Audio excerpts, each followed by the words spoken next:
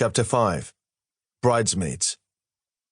Julia stood barefoot in the mud in front of the doors of the great hall in Dubh Linn. Through the thin veil that covered her face, she could see Princess Ailbi shivering in the cold spring air. It would soon be warm enough. The doors opened slowly inwards by somebody not visible from the outside. Torches fluttered in the gloom inside, and between light and shadows there were figures. Unmoving, waiting, like a gathering of cats waiting for a sparrow. Ailbi took a hesitant step, then another. She straightened her back and strode into the main hall, as terrified and proud as only a princess can be. Julia followed her. To the left, her Irish companion pulled a foot up from the mud with a squelch. Soon there were similar noises behind her as 10 bridesmaids took their first steps towards the door to Torgil's great hall.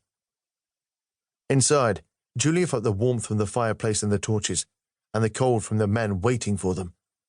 The enemy. Fear and anticipation sent a shiver through her body. The sudden movement drew many eyes to her.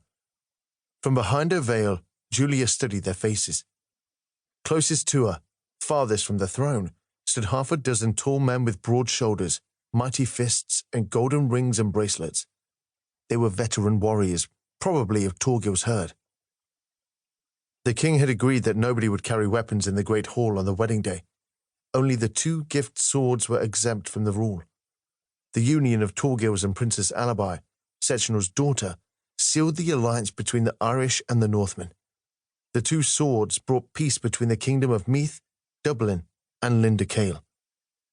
Julia glanced at the short sword she was carrying on a white linen cloth, sharpened, polished, and adorned with amber and gemstones attached with resin. A wedding gift from the king of Meath to the king of Dubh Linn. It was Julia's sword, her father's gladius.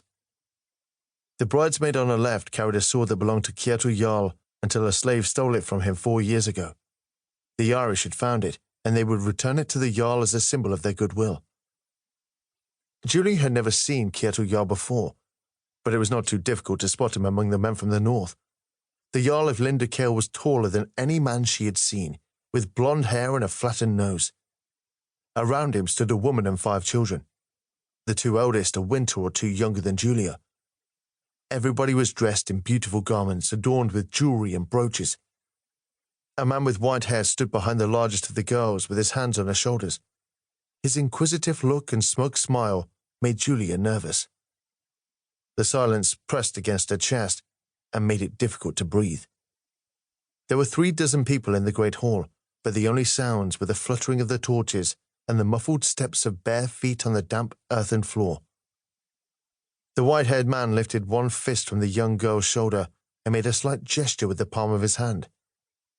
Moments later, the door slammed shut behind them. Some of the bridesmaids startled and whimpered pitifully, and seasoned warriors reacted by reaching for where their weapons used to be. Julia gripped her sword tighter through the linen and forced herself to inhale deeply to keep the fear from overwhelming her. The low murmur of men sounded like the growling of wolves. The bridesmaids were trapped. They were bait.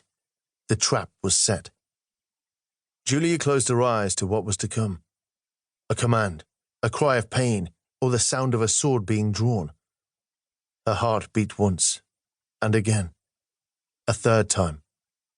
She waited for the 4th. Time stood still. No moving feet, and not a uttered word. Everything was quiet. Her heart beat a 4th time. Julia opened her eyes. Princess Ailbi knelt in front of the man on the throne.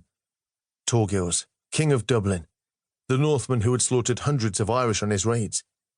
Today, he would become Princess Ailbi's husband. On his right stood 2 straight-backed men. The only Irishman in the great hall besides the veiled bridesmaids, King Sechenal of Meath, the bride's father, and his brother Flann. If they were afraid, they hid it well behind impassive faces. To the left of the throne stood the 2 who were to conduct the wedding ceremony. Dressed in green was Aud the Cruel, who delighted in sacrificing Christian men and women to honor her pagan idols.